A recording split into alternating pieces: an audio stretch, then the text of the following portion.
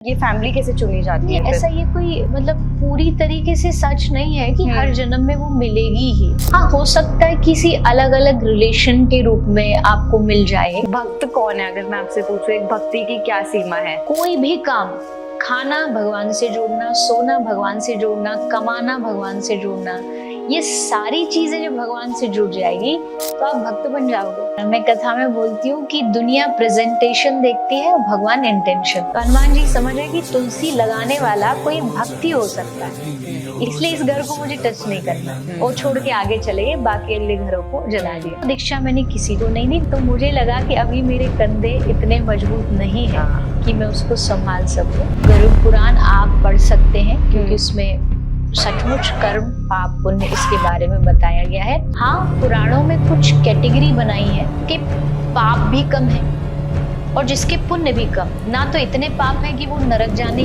लायक है और ना इतने कि वो स्वर्ग जाने लायक है और ना इतने कि वो धरती पे मनुष्य भी बन सके। तो उसका जो बीच वाला समय है उसको पितृलोक भेजा जाता है। कृष्ण सारी दुनिया में देव है, भगवान है, पर ब्रज में आकर के वो श्री राधा रानी के दास।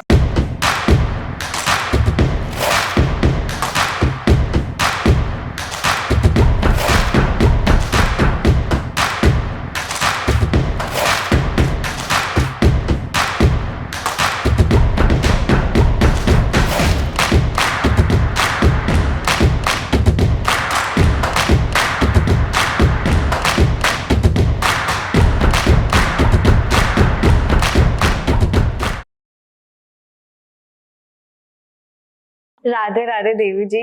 Radhe Radhe. Welcome to level up with अनोना। और हमारी जो शिल्पकार सीरीज है, शिल्पकार क्या होता है? ऐसे बोलते हैं ना, एक मूर्ति को अपनी जो एक थॉट प्रोसेस होता है उसको एक मूर्ति के रूप में जन्म देना। और आप जो अपनी फील्ड में एक ऐसा काम कर रहे हैं जिसमें पूरे धर्म को साक्षात लोगों के सामने खड़ा कर दिया है। लोग पहचान पा रहे हैं कि क्या हमारा धर्म है, क्या सनातन धर्म है। तो आपसे बड़ा शिल्पकार हमारे धर्म में आई थिंक कोई नहीं है। Thank you so much for joining ma'am. बहुत अच्छा कॉम्प्लीमेंट और आपकी भावनाएं हैं, क्योंकि जरूर भगवान ने सबको कुछ ना कुछ शिल्पकार बनाया है। इस दुनिया में कोई भी यूजलेस नहीं है।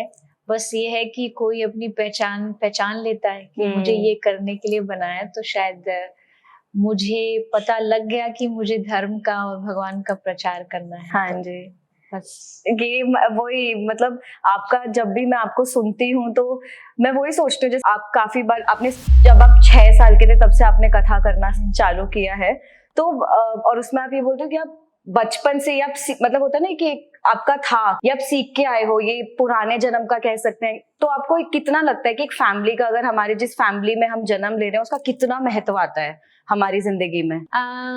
मेरे ख्याल से अगर मैं परसेंटेज के हिसाब से बात करूं तो 80-20 होता है। 80 हमारा होता है जो हमारे प्रीवियस जन्म के जो अपने कर्म होते हैं, नॉट जैसे एक जन्म, कई सारे जन्मों के हमने जो भी किया है उस सब का लमसम मिला करके जो हमें हर जन्म मिलता है।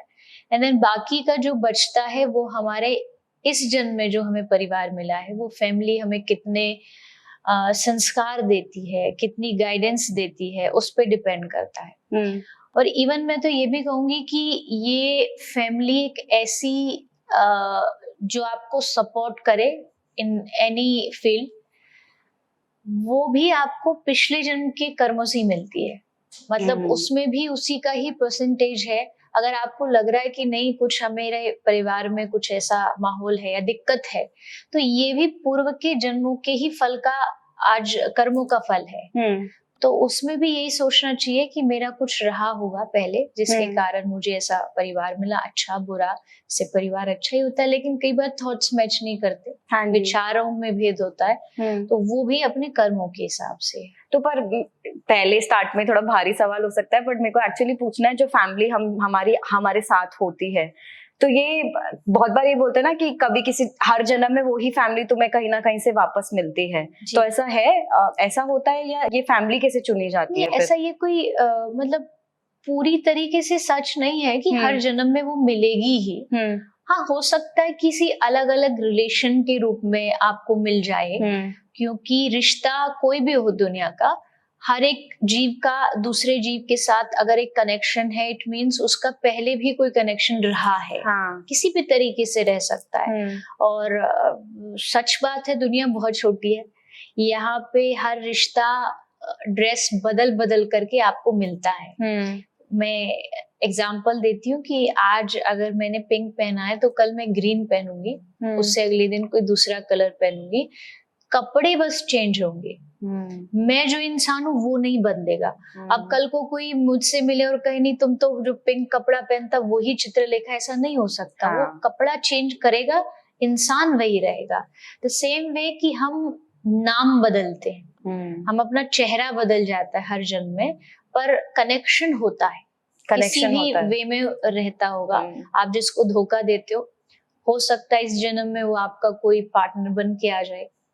आपके साथ फिर कुछ गड़बड़ हो रहा है तो इसका मतलब है कि पहले भी गड़बड़ हुआ है, तभी जाकर के वो जीवन में उथल पुथल और ये सब चीजें आती। हाँ जी, क्योंकि ना ये एक बहुत बड़ा डर आप मेरा भी मान लो, और काफी लोगों से मैं अक्सर ये बारे में बात करती हूँ तो ये एक चीज आती है कि मेरा परिवार, आज जो मैं माँ, जो पूरी जिंदगी हम अपने परिवार और हमारे चाहने वालों के आसपास निकाल देते हैं, और लोग तो ये सोचने की मृत्यु अलग करेगी, तो वो चीज एक बहुत मेरे को बहुत पर्सनली, अगर मैं आप पर्सनल क्वेश्चन पूछ सकते हो, पर ये ऐसा होता है कि इसके बाद मैं कभी नहीं मिलूंगी अपनी मॉम से, इसके बाद मैं कभी नहीं मिलूंगी अपने पापा से। मतलब ये एक जो डर बैठा है ना वो, और ये तो मृत्यु के बाद का है, अभी जितनी जिंदगी में है, तो वो आई थिंक क्वेश्चन हमेशा, इसलिए मैं अक्सर अपने माँ बाप को भी ऐसे बोलती हूँ कि अरे अभी ऐसे अच्छे कर्म करो कि एटलीस्ट हम सब इतना अच्छा कर्म करें कि अगर इस जन्म के बाद यहाँ नहीं मिल पाए तो एटलीस्ट भगवान में साथ इकट्ठे हो जाए, कहीं ना कहीं मिल जाए।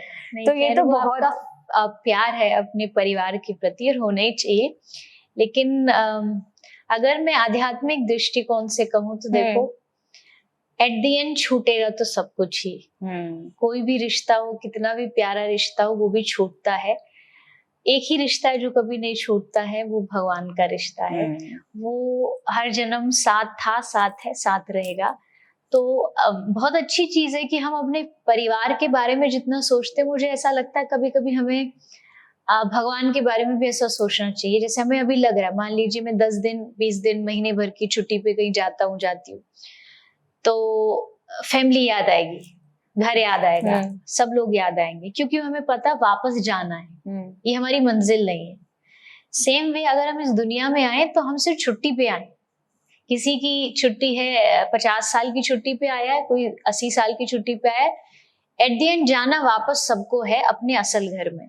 तो वहां के लिए भी कोशिश करते रहना, सोचना चाहिए कि एक दिन हमें असली घर पे जाना है, हमारा जो असली मंजिल है वो भगवान है, और ऐसा मैं क्या करूं, ऐसे कौन से कर्म करूं जो वहां पहुंच सकूं और उनको अपना चेहरा दिखा सको, क्योंकि ऐसे कर्म ही होने चाहिए कि आप गर्व से प्राउडली अपने आप को भगवान को सामने खड़े कर सको। और सब हर चीज का रास्ता फिर कर्म से ही जाता है। मतलब अगर हमें भगवान से भी मिलना है तो अल्टीमेटली हमारे कर्म, हम क्या कर रहे हैं इस जिंदगी में, बिल्कुल कर्म और डिवोशन, भक्ति भी उतनी ही जरूरी है। जब तक आपकी भगवान तक पहुंचने के लिए, तो देखो भक्ति इज द सबसे मोस्ट इम्पोर्टेंट थिंग है, प्रायोरिटी में भक्ति है। वो होगी देन अपने आप धीरे धीरे पीछे पीछे कर्म, मुक्ति, ये जितने भी बड़े बड़े नाम हैं जिनको देख के आदमी सुन के घबराता है, वो ऑटोमेटिकली आ जाते हैं। जैसे इंजन के पीछे डब्बा आ जाता है। तो ऐसे मुझे लगता है जब आदमी डिवोशनली भगवान से जुड़ जाता है तो ऑटोमेटिकली उसके कर्म भी अच्छे हो जाएंगे, उसका आगे का जो डर है वो भी खत्म हो जाएगा कि उसका भविष्य क्या होगा। तो मुझे लगता है शुरुआत होती है भक्ति से।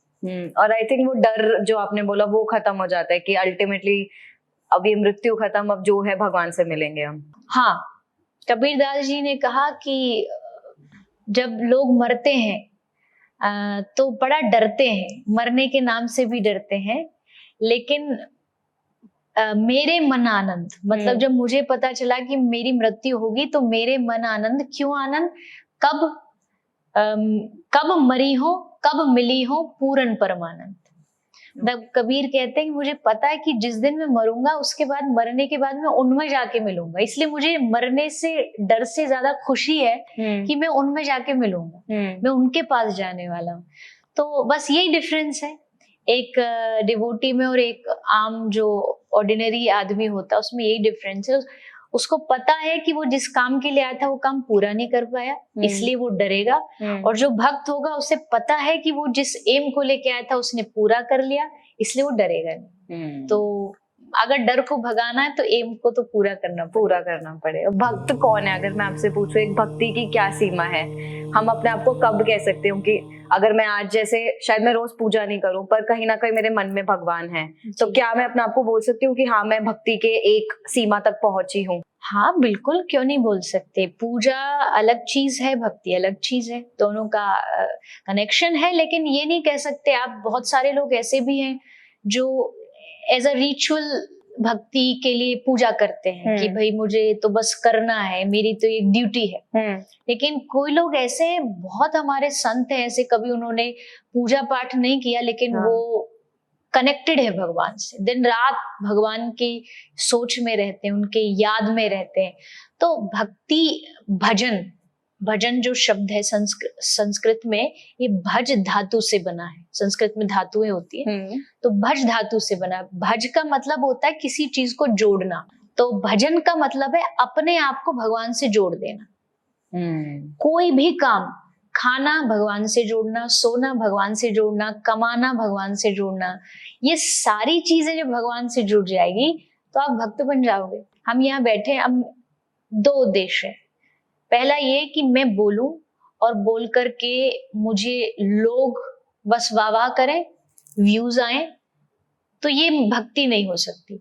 मैं कहूँ नहीं, मेरी एक बात सुन करके कोई आदमी अपने जीवन में भक्ति लाए, और मैं भी, हम भी जो बैठते हैं हम भी कुछ सीख रहे होते हैं आपस में भी, जब हम बातचीत करते हैं तो मैं भी कुछ ऐसा सीखूं जिससे मेरे कुछ कर्म गलत हो तो वो ठीक हो जाए और मैं अपनी भक्ति को और आगे बढ़ा सकूं। तो ये पॉडकास्ट भी भक्ति है। तो मेन थिंग इज कि भक्ति में इंटेंशन का होना बहुत जरूरी है। आपकी इंटेंशन कितनी है भगवान से, और भगवान वही देखते हैं।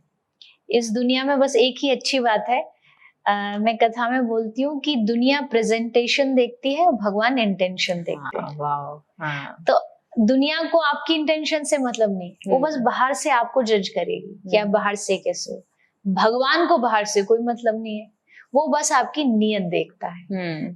तो अगर नीयत अच्छी है, इंटेंशन हमारी अच्छी है, तो आप ऑटोमेटिकली भक्त की कैटेगरी में आ जाते हो। एक इसमें पर मैम मैं आपसे जरूर पूछना चाहूंगी, अक्सर क्या होता है जैसे कृष्ण भगवान है, राम भगवान है, हमारे बहुत अलग अलग हिंदू धर्म में बहुत भगवान है और हर इंसान सब भगवान में मानता है। बट कभी कभी होता है, जैसे मैं हनुमान जी में बहुत मानती हूँ, आप कृष्ण जी में बहुत मानते हैं, तो बहुत बार ये लग जाता है कि मैं इधर नहीं, मैं उधर नहीं, मैं कोई एक भगवान मुझसे नाराज तो नहीं हो जाएगा। और ये बहुत लोगों का थॉट प्रोसेस है, ये काफी लोगों के दिमाग में क्वेश्चन आता है। आप क्या कहेंगे इस बारे में? ये सही है, कितना गलत है, क्या है? देखिए, पहली बात तो भगवान कोई इंसान नहीं है जो नाराज हो जाए। नाराज इंसान होते हैं कि उनका आपने कुछ अच्छा नहीं किया, नाराज हो गई।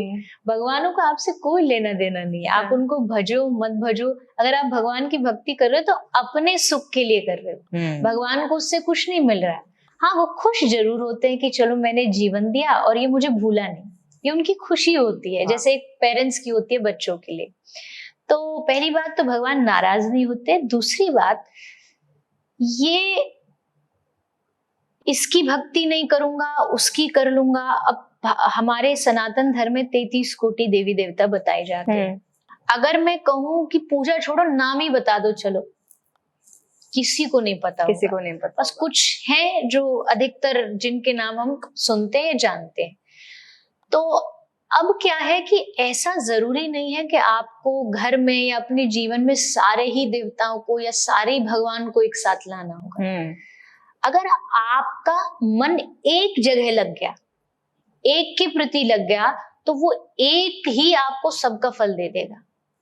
आपको जगह जगह भटकने की या इच्छा पूर्ति के लिए इसके यहाँ गए, सोमवार को शंकर जी, मंगल को हनुमान जी, शनिवार को शनि जी, प्रणाम करो, पर आप जो स्वार्थ से जाते हो वहां पर, वो मैं उसके कतई भी समर्थन में नहीं हूँ, क्योंकि भक्ति में स्वार्थ नहीं होता है। अगर वहां भी स्वार्थ रखोगे तो फिर कैसी भक्ति, कैसी पूजा?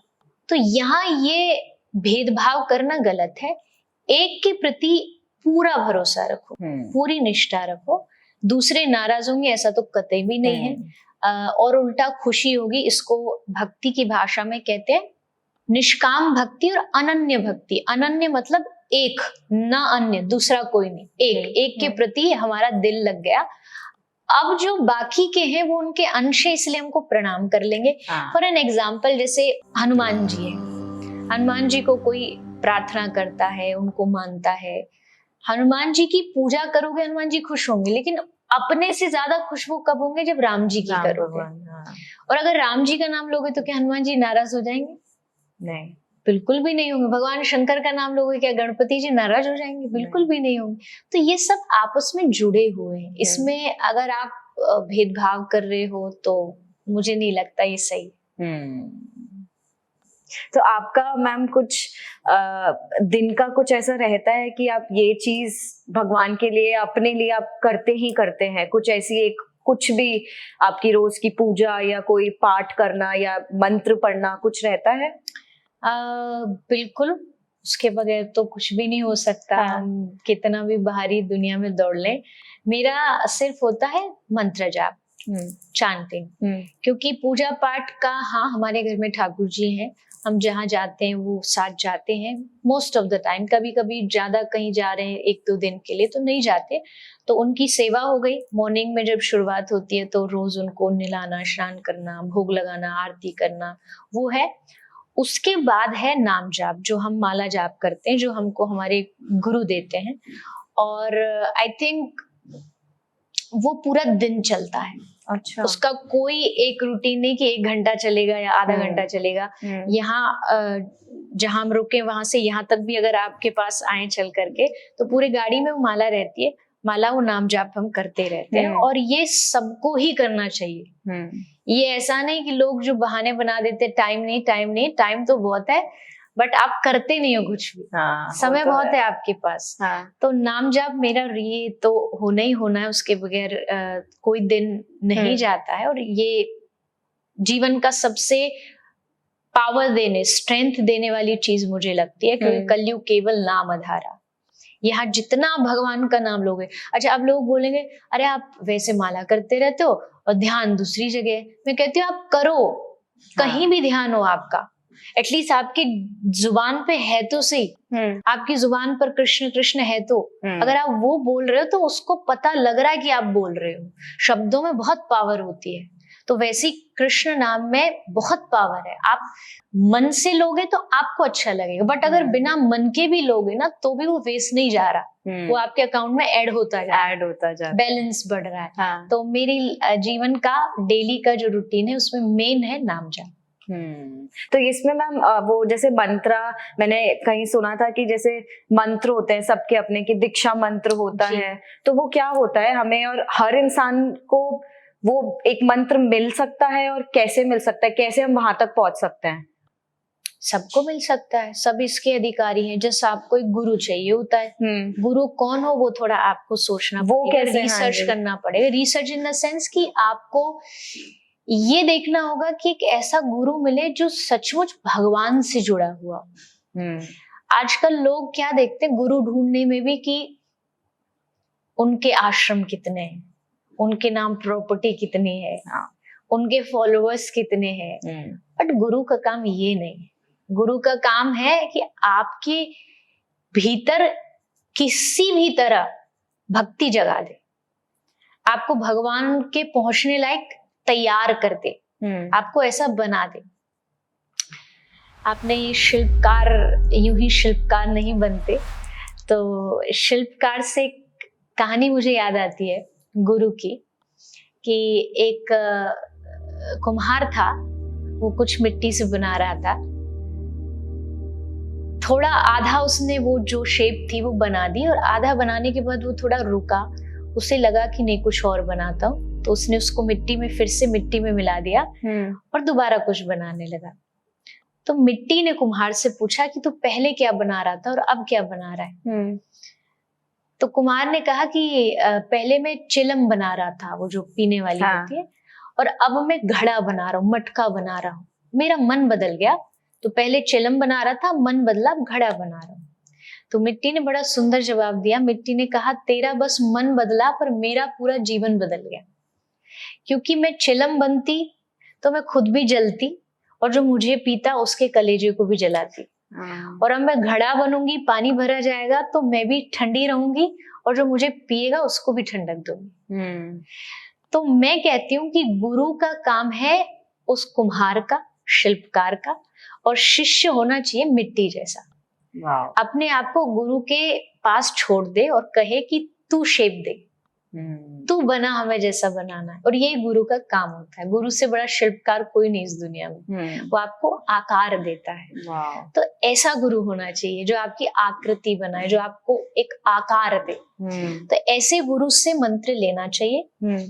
और वैसे तो 2 तरीके हैं। फर्स्ट इज कि आप अपने मन से भी कोई मंत्र, जब तक गुरु नहीं है तब तक जप कर सकते हैं। कुछ मंत्र ऐसे हैं जो सिर्फ गुरु से ही मिलते, तभी आप जाप कर सकते हैं। अच्छा। जैसे ओम नमः शिवाय, ये गुरु मंत्र है, ये आपको गुरु के थ्रू लेना पड़ेगा। गुरु मंत्र है? गुरु के थ्रू आपको प्राप्त होगा, आपको उनके माध्यम से उसको लेना पड़ेगा, और तब आप जाकर के उसके, ऐसे आप जप कर सकते हो, पूरी दुनिया कर कुछ नेगेटिव उसमें नहीं होगा। बट जैसे होता है ना कि एक बच्चा घर में भी स्टडी कर सकता है, बट उसको जब तक सर्टिफाइड एक डिग्री नहीं मिलेगी तब तक आगे कहीं उसको जॉब नहीं मिल सकता। सर्टिफाइड होना जरूरी है। तो गुरु का मतलब होता है सर्टिफिकेशन, अप्रूवल। वो अप्रूव जब मिल जाता है तो आपका ध्यान भी उस मंत्र में ज्यादा लगने लगता है, उसमें पावर भी ज्यादा आ जाती है। तो इसलिए गुरु के थ्रू मंत्र लेंगे तो वो ज्यादा अच्छा है, और उनके गाइडेंस में रह करके फिर मंत्र जाप करना चाहिए। आपके गुरु मैम कौन है? मेरे गुरु, दीक्षा गुरु जो है वे बंगाल से थे, श्री श्री गिरधारी दास बाबा जी महाराज, और गौड़िया संप्रदाय के वो थे। अभी आज से 3-3.5 कोविड के समय में उनका भगवत धाम वास हो गया, लेकिन मेरा पूरा बचपन उनके साथ बीता है। वो थे बंगाल के, लेकिन रहते हमारे गांव में थे 40 साल से, और उन्होंने बहुत कुछ सिखाया, कहते शिल्पकार बनाया। वो खुद अपने जीवन में भिक्षा मांग के खाई उन्होंने हमेशा। घर घर जाके माधुकरी मांगते थे। तो जब मैं छोटी थी तो वो साथ ले जाते थे भिक्षा मांगने के लिए। उन्होंने कहा कि इनको आना चाहिए, कैसे घर से भिक्षा मांगी जाती है, कैसे अपने आप को विनम्र छोटा महसूस कराया जाता है। तो उनसे मेरी दीक्षा हुई, और 4 साल की उम्र में ही दीक्षा हो गई थी। तो मैं कहती हूँ कि बहुत भाग्यशाली हूँ मैं कि मैंने गुरु को नहीं चुना, गुरु ने मुझे चुना। उन्होंने कहा कि इसको दीक्षा दूंगा, और बस उनकी कृपा, उनका आशीर्वाद है कि जो भी आज है, थोड़ा बहुत भी जो चल रही है यात्रा, तो उनकी कृपा से है। वाओ, बिल्कुल सुन के वाओ। तो आपने जो इसमें, और मैम एक संप्रदाय शब्द भी बोला है, तो संप्रदाय होता क्या है? मुझे मतलब, क्योंकि अक्सर हम ये शब्द सुनते हैं, बट इसका असली कहाँ से ये आता है, क्या अर्थ है, वो मैं एक बार जानना जरूर चाहती हूँ।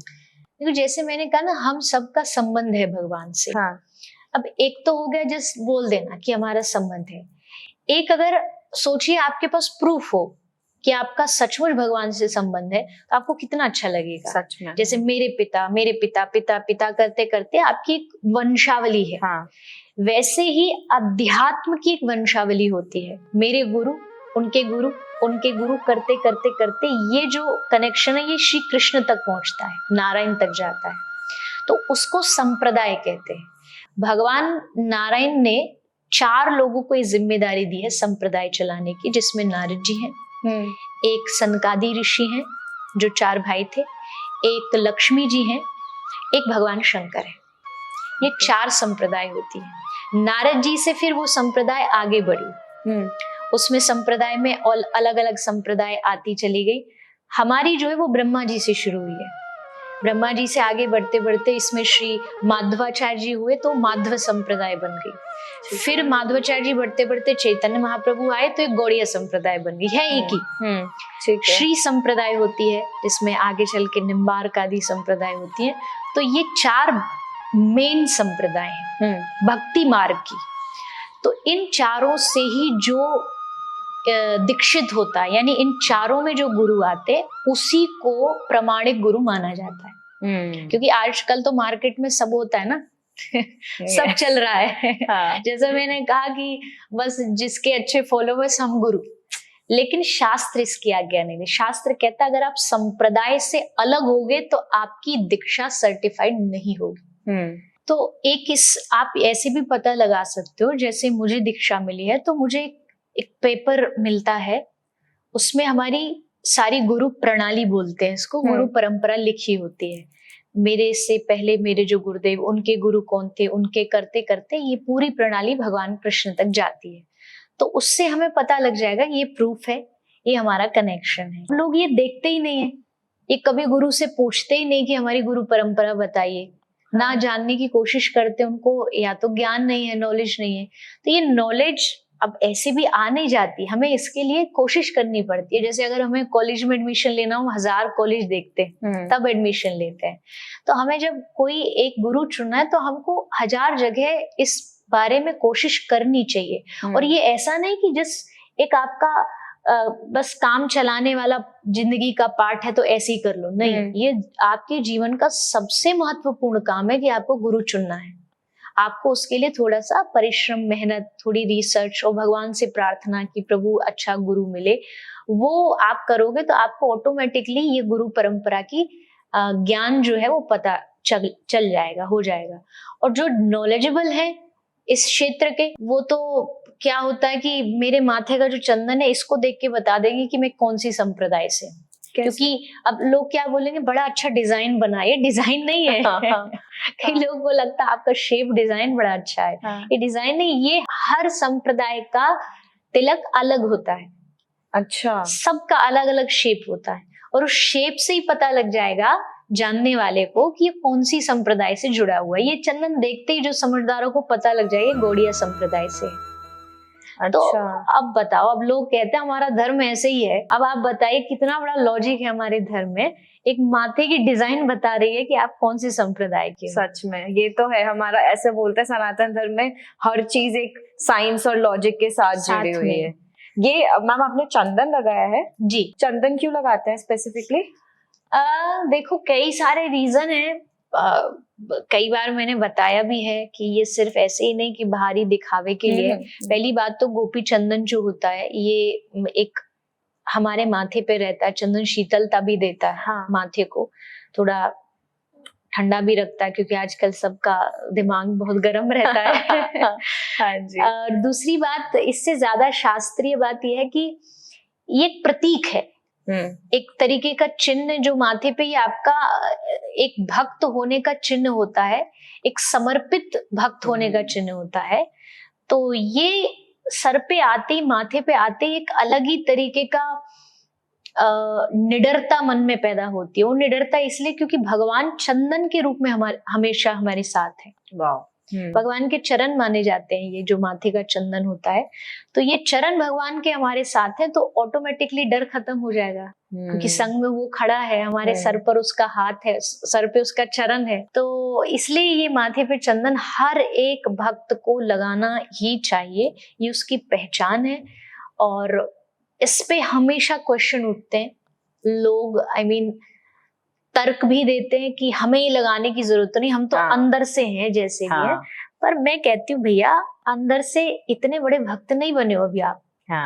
अभी आप जस्ट एडमिशन लिया है आपने, कोशिश करिए धीरे धीरे, पहले बाहर से सीखिए भक्त बनना, फिर भीतर से भक्त बनोगे। आप इतने बड़ी स्टेज पर नहीं पहुंचे कि डायरेक्टली आप अंदर मन से भक्त बन गए, अपने आप को खुद ही सर्टिफिकेशन दे दिया। हाँ, वो ये छोटे छोटे स्टेप्स हैं। हम गले में कंठी पहनते हैं, कोई डेकोरेशन नहीं है, ये कोई दिखावा नहीं है, ये हमें भगवान के करीब लेके जाती है। इन चीजों में शक्ति होती है, या इसलिए घर में चंदन रखना, तुलसी का पौधा रखना, ये सब सनातन परंपरा में चलता आया है। तो ये हमारी पहचान होती है।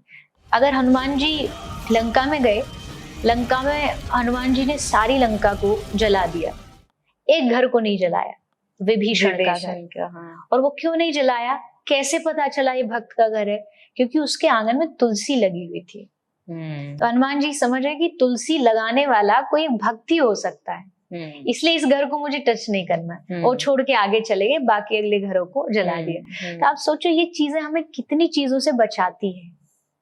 तो मुझे लगता है ये सब हमारी पहचान है, और इस पहचान को बड़े प्राउडली हमको रखना चाहिए, दिखाना चाहिए लोगों को। भले लोग इसे दिखावा कहें, तो हाँ, हम दिखावा करते हैं क्योंकि हम अच्छाई का दिखावा करते हैं। कुछ बोलने वाले लोगों को तो कभी मतलब आदत ही होती हो, तो कभी हम चुप करा ही नहीं सकते, वो तो हमेशा रहता ही है। तुलसी से मुझे ये भी पूछना था कि जैसे आपने भी तुलसी के पेड़ की बात की, तो बहुत बार ये बोलते हैं कि संडे को स्पेसिफिकली तुलसी में कभी जल नहीं देना चाहिए, ऐसा क्यों मान्यता है? नहीं, ये सबका थोड़ा अलग अलग इसमें ओपिनियन है, और ये भी आपके जो गुरु हैं वो आपको बताएंगे। अच्छा। हर एक, जैसा मैंने संप्रदाय बोला, सबका अलग अलग नियम है। जैसे हमारी संप्रदाय में नियम है कि एकादशी के नेक्स्ट जो दिन द्वादशी आती है, उस दिन नहीं तोड़ना चाहिए। वो कारण इसलिए हम ऐसा मानते हैं कि एकादशी को तुलसी महारानी निर्जला व्रत रहती है।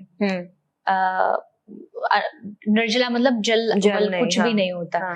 तो इसलिए एक तो एकादशी हो गई, फिर व्रत रहा, फिर वो थोड़ा सा मतलब कमजोर हो जाती हैं, तो इसलिए फिर द्वादशी को पत्ता नहीं तोड़ना चाहिए। तो ऐसे अलग अलग सबका ही ओपिनियन है। ये आपको वो मानना चाहिए जो आपके गुरु बताते हैं, उनके थ्रू आप पहले समझिए, वो जैसा बताए वैसा मानना चाहिए। समझ गए। आपने सोचा है किसी को दीक्षा देने का, या आप खुद गुरु हैं?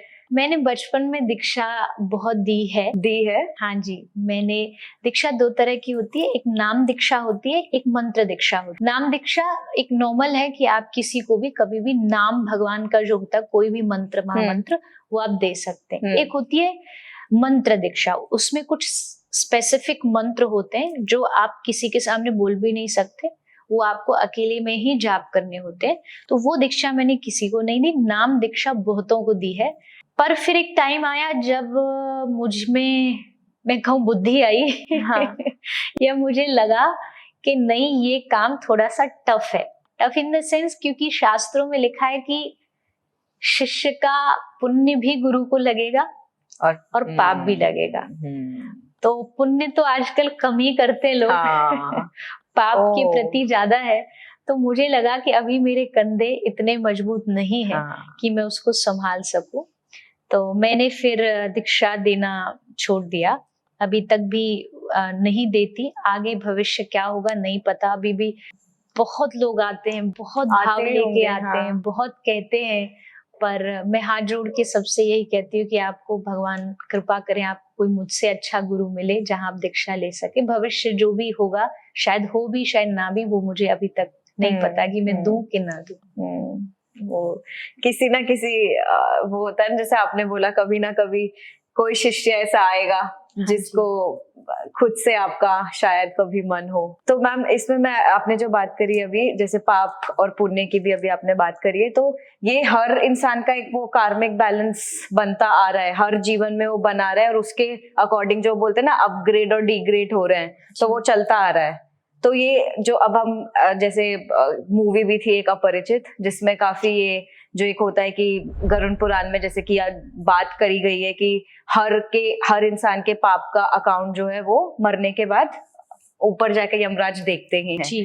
तो असली में मतलब क्या है ये गरुड़ पुराण? अगर मैं गरुड़ पुराण से शुरुआत करती हूँ, तो ये चीज पूरी कैसे हम, एक इंसान पढ़ सकता है, गरुड़ पुराण के बारे में पढ़ सकता है, और कैसे हमें अपना पता चल सकता है कि कहाँ जा रहे हैं हम इस समय? हाँ, देखिए, पढ़ तो कोई भी सकता है, क्योंकि बहुत बड़ी मान्यता है कि गरुड़ पुराण घर पे नहीं पढ़नी चाहिए, जब सिर्फ क्योंकि वो 13 दिन के अंदर ही पढ़ी जाती है। ऐसी तो कोई मान्यता नहीं है, ये तो लोग बना देते हैं। ऐसी कोई भी कहीं भी मान्यता नहीं लिखी हुई कि आप पढ़ नहीं सकते। लोग महाभारत को ऐसा बना देते हैं कि लड़ाई होती है उससे। लोग क्वेश्चन करते हैं कि घर में महाभारत रखनी चाहिए या नहीं रखनी चाहिए। कहीं किसी संत को ही मैंने से बोलते हुए सुना था कि कोई मुझसे पूछा कि घर में महाभारत रखे कि ना रखे, तो बोले, और क्या गार्डन में रखोगे? अब घर में नहीं रखोगे तो कहाँ रखोगे? ये शास्त्र कोई बाहर रखने के लिए थोड़ी बनाए गए, ये इसलिए बनाए गए आप घर में रखो, आप दिल में रखो इनको, अपने जीवन में रखो। तो ये मान्यता किसने बनाई? हमने कभी पूछा कि चलो ठीक है, ये मान्यता है कि नहीं रखनी चाहिए, कहाँ लिखा है वो बता दो। ऐसे ही अंधभक्ति में नहीं भागना चाहिए। हमारे पुराण, हमारे शास्त्र, सब कुछ हमारे जीवन में कुछ सिखाने के लिए आते हैं। तो गरुड़ पुराण आप पढ़ सकते हैं, क्योंकि उसमें सचमुच कर्म पाप पुण्य इसके बारे में बताया गया है। हाँ, पुराणों में कुछ कैटेगरी बनाई है, जैसे कुछ सात्विक पुराण होते हैं, जैसे श्रीमद् भागवत महापुराण, ये सात्विक पुराण में आता है, इसलिए इसका कहीं भी हम वाचन मतलब बोल सकते हैं, होती है कथाएं। गरुड़ पुराण को थोड़ा सा तामसिक पुराण में गिना गया है, लेकिन ऐसा नहीं कि अध्ययन नहीं, पढ़ना चाहिए, तभी तो पता लगेगा कितने पानी में हम, कितने पाप कर चुके हैं, नरक जाएंगे कि स्वर्ग जाएंगे।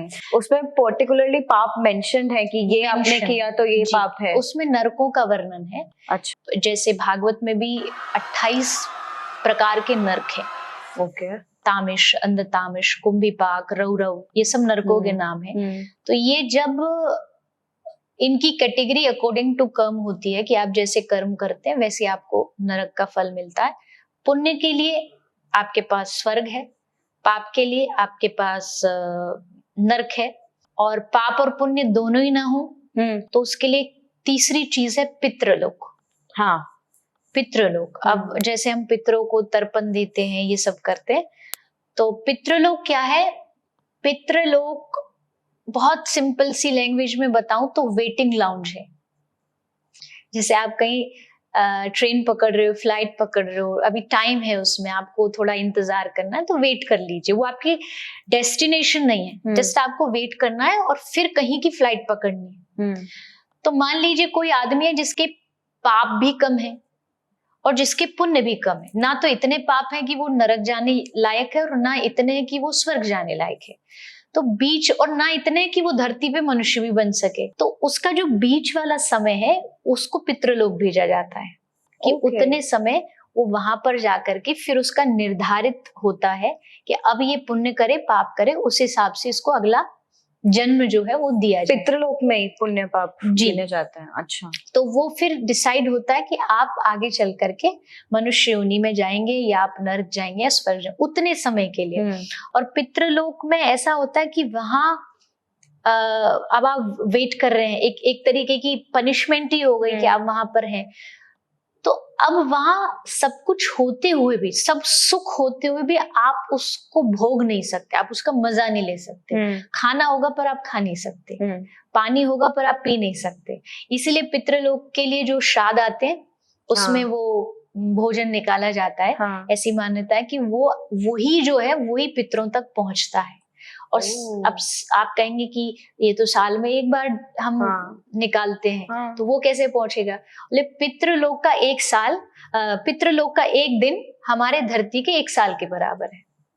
तो एवरी ईयर घूम करके वो जैसे पितृ पक्ष आता है तो वहां एक दिन पूरा होता है, तो एक दिन का भोजन हम निकालते हैं, देन नेक्स्ट ईयर दूसरे दिन का भोजन निकालते हैं। तो इस परंपरा से पितृलोक होता है। पर जो बहुत पापी है वो फिर नरक जाएंगे और जो अच्छे पुण्य किए वो स्वर्ग जाएंगे, और जो ना पाप किए ना पुण्य किए, केवल भक्ति किए, वो सीधा भगवान के धाम जाएंगे। वहां से रिटर्न टिकट नहीं है। स्वर्ग नरक पितृलोक यहाँ से रिटर्न होता है, पर भगवान के पास जाने के बाद जो नारायण भगवान की भक्ति करेगा वो वैकुंठ जाएगा, जो कृष्ण भगवान की करेगा वो गोलोक जाएगा, जो राम जी की भक्ति करेगा वो साकेत जाएगा।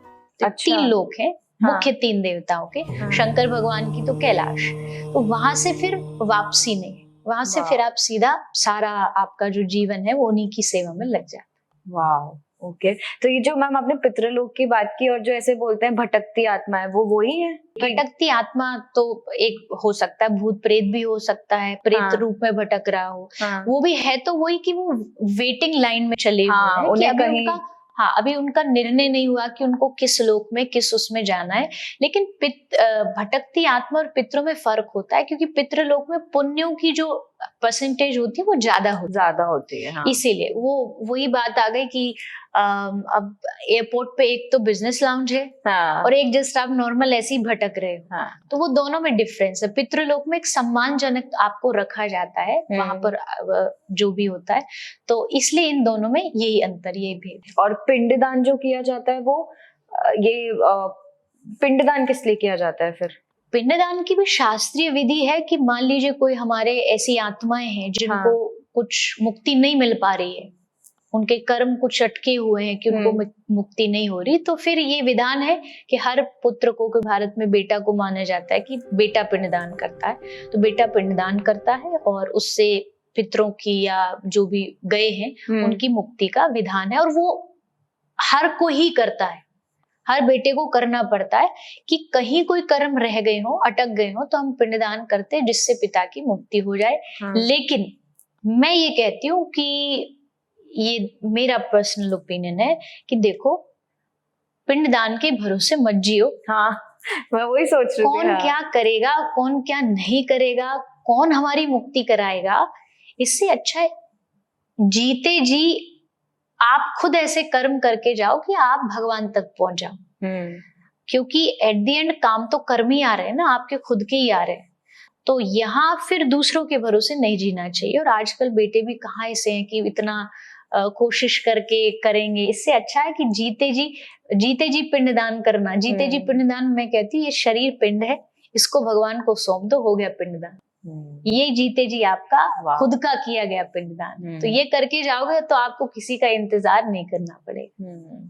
पर ये जो आत्मा है, इसका कुछ हमारे शास्त्रों में कुछ डिस्क्रिप्शन है कि कैसा, मतलब जैसे जनरली बोलते हैं कि वो एक ज्योत जैसा, आत्मा क्या होता है, सिर्फ एक ज्योत जैसा है, तो क्या है, कुछ है कि किस तरीके की दिखती है, क्या होता है? जी, एक उपनिषद है जिसका नाम है कली संत्रोपनिषद। उसमें लिखा है आत्मा का आकार तो कोई बता नहीं सकता क्योंकि आकार है नहीं उसका, लेकिन उसका साइज क्या है वो लगभग बताया गया है कि हमारी जो बाल होती है, इस बाल का जो लास्ट नोक होता है, पॉइंट होता है, उस बाल के नोक के 100 हिस्से किए जाएं और फिर उन 100 हिस्सों के 100 हिस्से किए जाएं। मतलब 1000वें हिस्से के बराबर जो एक बाल की नोक होती है, उसके बराबर हमारे अंदर एक अंश होता है। जो अंश कहाँ से आया है? परमात्मा से आया है। हमारे भीतर जो आत्मा है वो परमात्मा का ही अंश है। जैसे ज्ञान मार्ग में लोग कहते हैं ना, अहम ब्रह्मास्मि, मैं ब्रह्म हूँ, वो इसी कारण कहते क्योंकि वो ज्योति वहां से निकल के आई है, भगवान से आई है। पर भगवान है समुद्र और आत्मा जो हमारी है, अब सोचो बाल के 1000वें हिस्से के बराबर तो क्या बनेगी? कोई आज तक कोई भी दुनिया की मशीन देख नहीं पाई ये क्या होता है आत्मा का शेप और साइज। तो इसलिए हम भगवान के अंश हैं ये तो कह सकते, पर हम भगवान है ऐसा नहीं कह सकते। जैसे कि कोई गंगा में स्नान किया, नहाया और वहां से अपने घर के लिए गंगा जल लाते हैं डब्बे में, तो आप ये तो बोलोगे कि मैं गंगा जल भर के लाया हूँ, आप ये नहीं कहोगे मैं गंगा ले आया हूँ। वो गंगा जल है, गंगा नहीं है। आई उसी से है पर वो गंगा जल माना जाता है। तो हम आए तो भगवान से, पर हम भगवान नहीं माने जाएंगे। हम भगवान के अंश हैं। ईश्वर अंश जीव अविनाशी, जीव भगवान का अंश है। और लास्ट में जाकर के आत्मा मिलनी वही है, वही जाकर के मिलेगी। फिर वही शिल्पकार से याद आता है कि मिट्टी से घड़ा बना और घड़ा जब टूट गया तो वापस मिट्टी में मिल जाएगा। तो जगदीश से जगत बना और जगत जब मिट जाएगा तो वापस जगदीश में ही मिल जाएगा। तो शुरुआत और अंत दोनों भगवान ही है। पर वो कितने लंबे सफर से तय करके आता है और कितनी कठिनाइयों से वो हम पे वो उस आत्मा पे डिपेंड करता है। आत्मा पे डिपेंड करता है। और कठिनाई तो बाप रे क्या बताएं। ये आत्मा न जाने कितने जन्मों से भटक रही है, कितने जन्म लिए हैं। एक भजन में गाते हैं, कितने दरों पे भटके, कितनों को अपना समझा, अब तेरे हो चुके हम, अपना हमें बना ले। बहुत दरों पे भटके हैं, बहुत रिश्ते बनाए हैं, करोड़ों लोगों के साथ रहे हैं। इवन शास्त्रों में तो ये भी लिखा, हमें याद भी नहीं हम कितने जन्मों में 1000 साल तक पहाड़ बन के खड़े रहे होंगे, हमें ये भी नहीं पता। अच्छा। हम कितने जन्मों में वृक्ष, क्योंकि सब उन्हीं योनियों में आते हैं। इतनी योनियों में हम क्या क्या बने हमें कुछ नहीं पता। और फिर घूमते घूमते घूमते घूमते एक योनि मिलती है, दैट इज ह्यूमन लाइफ, मनुष्य जन्म। वो जो 84 लाख बोलते हैं, 84 लाख योनियों में जो एक, आप ये समझ लीजिए ये बहुत बड़ा किला है, उससे एग्जिट निकलने का जो रास्ता वो एक है, and that exit is human life. 84 का ये किला है, इससे निकलने का एक ही रास्ता है, मनुष्य जन्म। बट अक्सर होता क्या है कि वो एक जो दरवाजा है उसी को हम मिस करते थे, उसी को चूक जाते। इसलिए संत हुए, सत्संग हुआ, इसमें बार बार यही कहते हैं मनुष्य जीवन बड़ा कीमती है, मनुष्य जीवन में जो पाना है पालो। उसका रीजन यही है कि भैया आप भटक रहे हो, भटकते जा रहे हो। और फिर कबहू हरि कृपा करी करुणा नर देहि, कभी भगवान कृपा करके जब उनमें करुणा आती है तब वो कहते चलो इसको एक चांस दे दो, इसको मनुष्य बना दो, इसमें बुद्धि दे दो, अब इसको डिसाइड करने दो कि कितना भजन करूं, कितना पाप कितना पुण्य, क्योंकि ये तो और तो कोई डिसाइड कर नहीं पाता। अब शेर थोड़ी ना, अब शेर को हम थोड़ी ना पाप के बारे में भाषण देंगे, उसको कितना भी कहो मांसाहार नहीं खाना चाहिए, वो खाएगा। हाँ जी। लेकिन मनुष्य को समझाया जा सकता है कि नहीं तू इसके लिए नहीं बना है, और मनुष्य समझ भी सकता है। तो यही बात है कि मनुष्य जन्म ही एक ऐसा रास्ता है जो इस सर्किल से हमें बाहर निकालेगा और भगवान तक लेके जाएगा। पर वो जो जैसे आपने बताया तो 84 लाख योनियों के बाद हमें मनुष्य का जन्म मिला।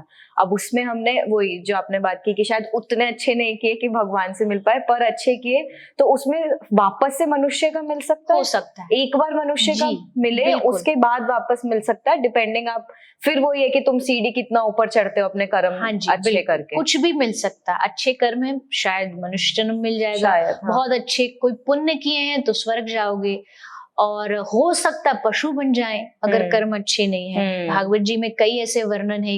राजा भरत थे जिनके नाम से देश का नाम भारत है, भरत जी के नाम से।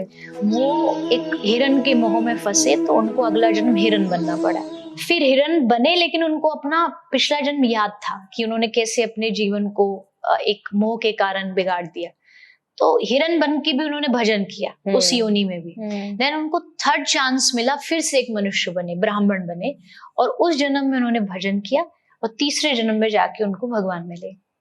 तो ये एग्जाम्पल दिए गए हैं हमारे शास्त्रों में कि कभी भी कैसा भी हो सकता है, ये आपके कर्मों पे डिपेंड करता है। गीता में भी मैम यही लिखा है ना कि ये जितना मुझे याद है कि अगर एक इंसान जो एंड में जब मरते वक्त जिस चीज को ध्यान रखता है वो अगले जन्म में वही बनता है, इसलिए बोलते हैं कि हाँ, भगवान का नाम जपो। ये तो है कि अंत समय में अंतमति सुगति, अंत में हम जो सोचते हैं, बट ये इतना इजी नहीं इतना। हाँ वही। क्यों? क्योंकि अंत में वही याद आता है जो हमने सारा जीवन किया है। मैं कहती हूँ कि ये एक तरीके का हमारा जो माइंड है, दिमाग है, ये कैमरे का काम करता है, ये रिकॉर्ड करता जा रहा है, सब कुछ रिकॉर्ड कर रहा है।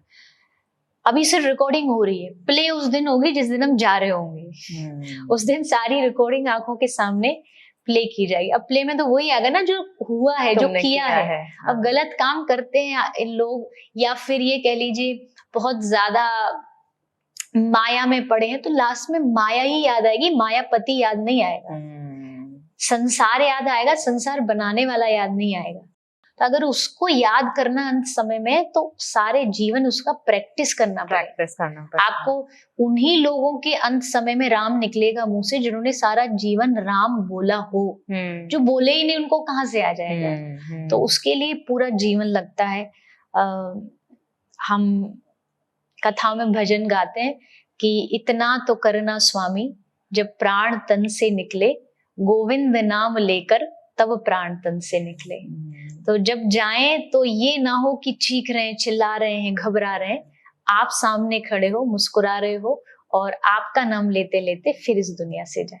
मैम अभी तो मैं आपकी बातें इतना मतलब प्रोसेस होता है ना कि आप जो बोल रहे हो वो दिमाग में कहीं ना कहीं चलता जा रहा है। मैं आपसे एक चीज जरूर पूछूंगी इसमें, जो आपने जैसे बीच में नॉन वेज का कि ये नहीं खाना चाहिए ये बात किया, नॉन वेज तो मैं मानती हूँ, पर मुझे उसमें एक चीज और मतलब ये मेरा पर्सनल क्वेश्चन नहीं है बट स्टिल मैं पूछना चाहूंगी कि मदिरा का जो बोलते हैं नॉन वेज में, तो क्योंकि किसी जीव हत्या का आता है तो वो तो तुम कर्म ही गलत कर रहे हो, बट मदिरा में तो कुछ जीव हत्या कुछ नहीं होती है, फिर भी उसे वो तुम्हें भगवान से दूर कर रही है, ऐसा क्यों बोलते हैं? मदिरा में जीव हत्या नहीं पर अपनी हत्या है। आप अपने आप को मार रहे हो। मदिरा नशा क्या करता है? आपके जीवन को खाता है। हाँ। शराब क्या कर रही है? हमेशा आप कोई भी कुछ भी कहीं भी चले जाते हो तो बड़े बड़े बोर्ड्स पर, बिल बोर्ड्स पर लिखा होता है कि smoking is injurious to your health, drinking is injurious to health. तो मतलब आप शराब नहीं पी रहे, शराब आपके जीवन को पी रही है, आप सिगरेट नहीं पी रहे, सिगरेट आपको पी रही है। तो अब जब अपना जीवन ही आप खत्म कर रहे हो, जो नशा आपको आपका नाम भुलवा दे, आपको आपका घर भुलवा दे कि ये नहीं पता कहाँ जाना है, लेफ्ट जाना है, राइट जाना है, आपको अपना नाम नहीं पता, तो वो तो स्वाभाविक है कि गलत ही होगी। जहां आप अपने आप अपनापन को खो रहे हो तो वो चीज कभी अच्छी नहीं हो सकती। तो ये तो और भी ज्यादा खतरनाक है, दूसरे जीव को मार रहे हो, यहाँ आप अपने आप को ही मार रहे हो और अपने आप को अपने हाथों से मार रहे हो। आपको पता है हर एक तंबाकू के पैकेट पे लिखा है कि इसको खाने से कैंसर होता है, और उसके बाद भी आप खा रहे हो। और गीता में तो मैम ऐसा ये लिखा है ना कि तुम्हें अपना ध्यान रखना भी एक धर्म है, मतलब ये तुम्हारा धर्म का पार्ट है। शरीर का ध्यान नहीं रखोगे, हेल्थ का नहीं रखोगे, तो जो आपका एम है भगवान की प्राप्ति, वो कैसे कर पाओगे? उसके लिए जो शरीर अच्छा होना चाहिए। तो मुझे लगता है शराब पीना इज इक्वल टू आत्महत्या, सुसाइड है। आप खुद ही अपने आप को मार रहे हो। और जो चीज आपके घर को दुख दे, आपकी फैमिली को परेशानियां दे, क्योंकि मोस्ट ऑफ द टाइम बहुत सारी माताएं आती हैं कि पति मारता है शराब पी करके, अब्यूजिव लैंग्वेज यूज करता है, बच्चे खड़े खड़े रोते हैं, तो आपके घर का जो सुख चैन छीन रहा है वो कैसे सही हो सकता है? तो मेरे ख्याल से कोई भी ऐसी चीज जो आपको बेहोशी में ले जाए, जहां आप अपना अस्तित्व खो दे, वो आपके लिए खतरनाक है। तो जितना हो सके ये जैसा भी नशा है उससे दूर रहना चाहिए। मैंने इसीलिए पूछा क्योंकि अक्सर और आजकल का युवा कि एक ही जिंदगी मिली है, जो एक वो लाइन होती है ना, और उसमें कि भगवान भी तो पीते हैं, ये वाला तो अरे तो ये तो पागल लोग हैं। मैंने इस पे इतना बोला है कि भगवान तो जहर भी पीते हैं, आप पी लोगे क्या? आप पी सकते हो जहर, अगर आप भगवान की तुलना करते हो तो उसके लिए डाइजेशन सिस्टम भी तो अच्छा होना चाहिए आपका।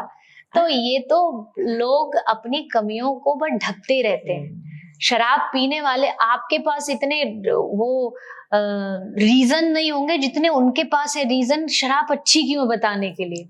कई इतने रीजन तैयार रखते हैं ना वो कि आदमी देखता रह जाए। तो ये तो गलत करने वाला अपने गलत को सिद्ध करने के लिए करता है, बट आप कितना भी सिद्ध कर लीजिए गलत गलत ही रहेगा।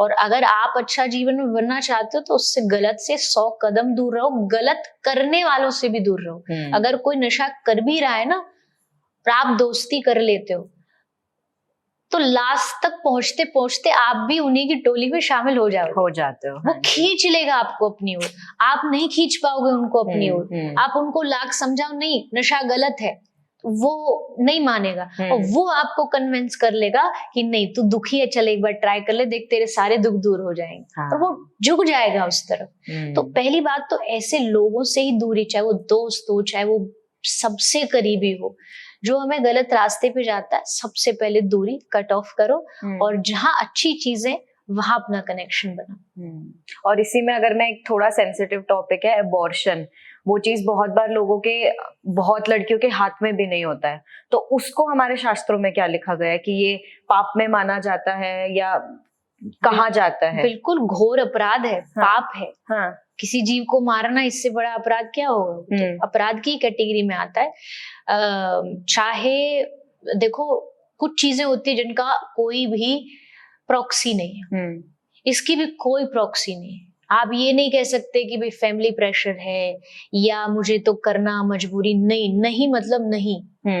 आप किसी भी जीव को दुनिया में मारने के अधिकारी नहीं हो, और वो भी जब आपके पेट में पल रहा हो, आपका अंश हो, और आप बस इसलिए उसको मार देते हैं। क्यों? क्योंकि वो बेटी है। कोई बेटे का कौन अबॉर्शन कराता है? सब सिर्फ बेटी सोच के कि ये क्या होगा, कैसे आगे बढ़ेगी, पता नहीं क्या करेगी, उसको सोच करके बेटियों को एक चांस, मतलब चांस क्या, जीवन का एक सूरज की किरण तक नहीं देखने दी जाती। उनको गर्भ में ही उनको मार दिया जाता है। तो ये शास्त्रों में भी लिखा है। शास्त्रों में यहाँ तक लिखा है जो अपने गर्भ में बेटी की हत्या करता है उसके अगले आने वाले 7 जन्म खराब हो जाते हैं। उसके अगले आने वाले 7 जन्म जो हैं वो उसके लिए नर्क के बराबर बन जाएंगे। तो आपके थ्रू बच्चा आ रहा है, पर बच्चा वो आपका नहीं, वो उसका बच्चा है। अगर वो धरती पे भेज रहा है, आप सिर्फ इसलिए बेटी के लिए टेंशन कर रहे हो कि भाई क्या होगा, कैसे होगा, तो वो चिंता करेगा ना, उसने भेजा है उसको दुनिया में, वो लाया, आप भले मीडियम बने हो पर बच्चा वो उसका है। तो फिर उस पे थोड़ा भरोसा रखो और ये गलत काम बिल्कुल नहीं करो, क्योंकि इससे लोग भी खराब होगा, पर लोग तो होना ही होना है खराब। तो जितना हो सके बेटियां बार बार घर परिवार में बस यही बोलती हैं कि हम आपसे कुछ नहीं चाहते, बस एक मौका चाहते हैं। एक मौका दे दीजिए, आगे बढ़ने के लिए हम मेहनत खुद कर लेंगे, आप तो बस चांस दे दीजिए। आप ये बस कह दीजिए कि कोई बात नहीं, हम खड़े हैं तुम्हारे साथ। इवन आप अच्छे कपड़े नहीं पहनाओगे, मैं अपने घर के बड़े भाई बड़ी बहन के उतरन पहन के बड़ी हो सकती हूँ, पर जीने का चांस तो दो, वो छीन लोगे।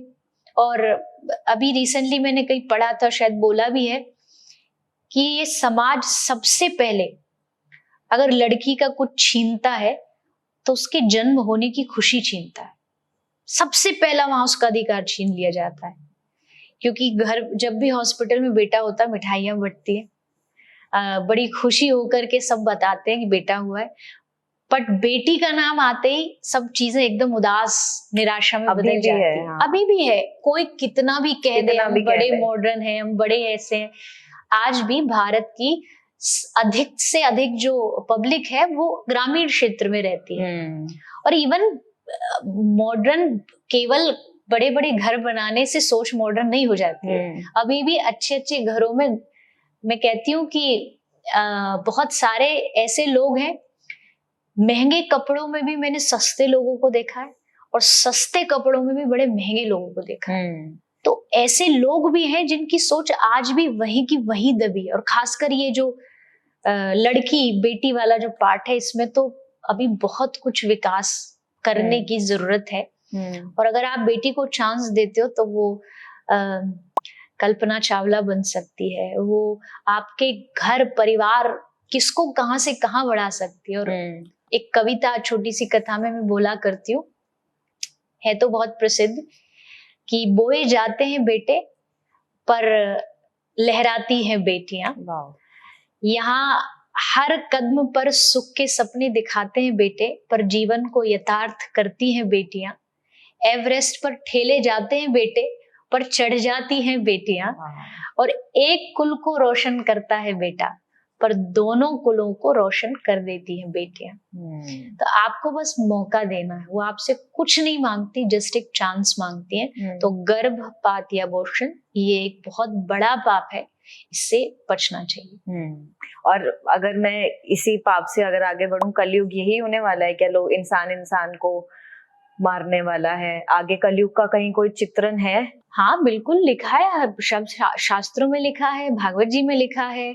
और जिस तरीके से आज आंखों के सामने देख रहे हैं हम, तो उससे भी कुछ कुछ तो आइडिया आ ही रहा है कि हाँ वो दिन दूर नहीं जब इंसान को जीने न दे। यहाँ पर जंगल राज जो है वो चलने वाला है, और ये बिल्कुल सच है। क्योंकि मैं यही सोच रही थी कि अगर जैसे काली जो आएंगे वो कितने ताकतवर होने वाले हैं, क्योंकि ये जो मान्यता है कि 7 के 7 चिरंजीवी अभी इस दुनिया में है, और कल की अवतार जब आएंगे जो कि शिव जी और विष्णु जी के अवतार होंगे, तो वो सब मिलके काली को हराने आएंगे, तो कितना खतरनाक होंगे वो। बिल्कुल, ये तो देखो नाम ही इसका कलयुग है। बार बार लोग कहते हैं ना कि भाई कलयुग चल रहा है, कलयुग चल रहा है। ये शास्त्र कहते हैं कि शुरुआत है, अभी तो कुछ भी नहीं है। हाँ। अभी हमको देखने में इतना खतरा लग रहा है, तो अंत तक पहुंचते पहुंचते तो पता नहीं इसका क्या होगा।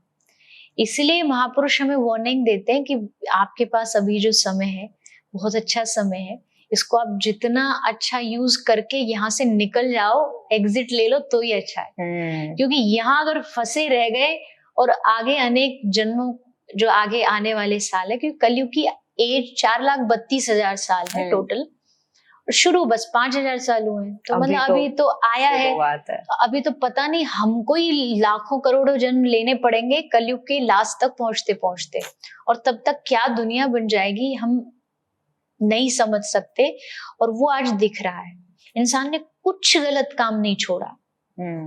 इतने गलत काम लोग, सुबह आप न्यूज़पेपर उठा के देखो तो आप पढ़ नहीं सकते, क्योंकि उसमें हर जगह बस मारा पीटी, लूट लिया, इस पिता ने बेटी को मार दिया, बेटी ने ये कर दिया, हर जगह वॉर चल रहा है, लड़ाई चल रहे हैं, झगड़े चल रहे हैं, लोग मतलब जीवों की मैं हमेशा बात करती हूँ, कुछ नहीं छोड़ा लोगों ने, इतनी गंदी गंदी चीजें उसको खा रहे हैं, जिंदा कितनी वीडियोस ऐसी आती हैं जो उसमें जीव तड़प रहा है और वो हंस रहे हैं। तो मतलब सचमुच लगता है कि कलयुग का प्रभाव दिख रहा है, और अभी आगे तो क्या होगा, इससे अच्छा है कि हे प्रभु हमको इतना सद्बुद्धि दे कि हम आपका भजन करें, भक्ति करें और फिर वो दिन न देखें। हाँ, क्योंकि पिछले कुछ साल जो बीते, उससे मेरा मतलब है कोविड के साल, कोविड, हाँ जी, उसको देख करके सचमुच ये लगता है कि जब वो वीरान सड़कें, वो सन्नाटा, वो एक दिल में एक खौफ, एक डर, इस चीज से समझ आता है कि पाप हमको कहां से कहां पहुंचा देता है। मैं कहती हूँ हमने पशुओं को कैद किया, प्रकृति ने हमको कैद कर दिया। अब हम पशु सड़कों पे खुले घूम रहे हैं, हाँ, और हम कमरे में लॉक लगा करके बैठे। तो सर्कल तो घूमा ना, आज आगे भी घूमेगा। क्या एक बार ये पेंडेमिक आ गया या कोई भी ऐसा चीज आ गई तो क्या फ्यूचर में नहीं आएगी? इससे भी भयानक आएगी, आएंगी, हमेशा आती रहेंगी। ये कलयुग का दौर है, ये चलेगा। तो इससे अच्छा है तो कि भजन करो, भक्ति करो और भगवान को पालो। कहीं ना कहीं इंसान को ये चीज पता भी है, बट वो होता है ना अपने एक जो सेल्फ कंट्रोल, जो आध्यात्म मतलब स्पिरिचुअलिटी से आती है, वो ही चीज है जो इंसान सीख नहीं पा रहा है। हाँ, वही मिसिंग है, वो ही मिसिंग है, वही मिसिंग है, और वो बातों से नहीं आएगी, बातों से नहीं आएंगे। तो मंदिर जाना आपके हिसाब से कितना जरूरी है? जो अगेन एक चीज आती है कि मेरे तो घर में ही मैं पूजा पाठ कर लेता हूँ, मैं मंदिर जाने की जरूरत नहीं है, आपको क्या लगता है? नहीं, घर में भी पूजा पाठ हो सकती है, मैं उसके अगेंस्ट नहीं हूँ, लेकिन या तो आप ध्रुव, मीरा, प्रहलाद जैसे भक्त हो तब तो आप घर में कर लीजिए, आपको कहीं भी जाने की जरूरत नहीं। भगवान को मंदिर छोड़ के आना पड़ेगा आपके लिए स्पेशली कि भाई वो घर में बैठा है, मैं वहां जाता हूँ उसको दर्शन देने, पर वो तो अभी हम है नहीं, तो उसके लिए तो हमको जीरो से शुरुआत करनी पड़ेगी। और जीरो यही है कि आपको उस जगह जाना पड़ेगा जहां भगवान है। वहां भगवान नहीं, वैसे भगवान हर जगह है, बट एक स्पेसिफिक कोई ऐसी जगह होती है जहां एक ऑरा ही पॉजिटिव होता है, एनर्जी पॉजिटिव होती है। तो वो तीर्थ है, वो मंदिर है, वो आश्रम है, वो गुरुद्वारे हैं, तो वहां जाकर के आपको अपने आप को खुद को चार्ज करना पड़ता है। आप वहां जाइए, और भगवान को भी लगना चाहिए कि एटलीस्ट ये चल के मेरे पास आया है, मेरे पास पहुंचा है। तो मैं यही कहती हूँ कि अभी हमारी फर्स्ट स्टेज है, अभी हम मोस्ट ऑफ द पीपल जितने भी हैं, हम फर्स्ट स्टेज में ही अभी भक्ति में, डिवोशन में, अध्यात्म में प्रवेश कर रहे हैं। अभी हम ये कंडीशन नहीं रख सकते कि मैं तो घर में ही कर लूं। अभी तो आपको चीजें हर जगह से बटोरनी पड़ेंगी, इकट्ठा करनी पड़ेंगी, सीखनी पड़ेंगी। मंदिर आपको सिखाएगा, मंदिर में जो पुजारी जी हैं वो बच्चों को सिखाएंगे। जब बच्चा हाथ नहीं जोड़ेगा तो पुजारी जी बोलते हैं हाथ जोड़ो बेटा। प्रसाद ले रहा, अगर वो ऐसे लेफ्ट हैंड से लेगा तो वो कहेंगे सीधा हाथ आगे करो, सर पे कुछ ढक लो। तो ये चीजें हमें ये मंदिर क्यों बनाए जाते थे? मंदिर पुराने समय में एक तरीके की एक गुरुकुल है, गुरुकुल पद्धति है, और ये तो सिस्टम अब बदला है कि ओनली एक जगह पे मंदिर बन रहा है। पहले के समय ऐसा नहीं था, पहले मंदिर भी एक ही कैंपस में होता था, गुरुकुल होता था, उसी कैंपस में गौशाला होती थी, कोई अनाथ बच्चा है तो उसकी देखभाल, यानी सब कुछ एक जगह रखा जाता था। तो वो एक तरह की पूरी शिक्षा की एक यूनिवर्सिटी होती थी कि बच्चा गया या कोई भी गया, युवा गया, जाकर के उसने मंदिर में भगवान से आशीर्वाद लिया, फिर गौ माता से आशीर्वाद लिया, वहां कोई गुरुकुल है, वहां थोड़ा शिक्षा एजुकेशन भी ली, और कुछ कुछ सेवा के काम होते थे, जैसे वृद्धों की, अनाथों की, वो सेवा की, तो एक कंप्लीट पैकेज बन जाता था। बच्चे जो पहले बनते थे वो कंप्लीट पैकेज बनते थे। आज वैसा नहीं, आज उल्टा है। हाँ, आज कोई भी स्कूल चले जाइए, केवल और केवल सब्जेक्टिव जो स्टडी है वही, उसके अलावा कुछ नहीं है। मतलब मॉरल ड्यूटीज नहीं है, लाइफ का जो उद्देश्य है, एम है, वो नहीं है, आध्यात्मिकता की शिक्षा नहीं है।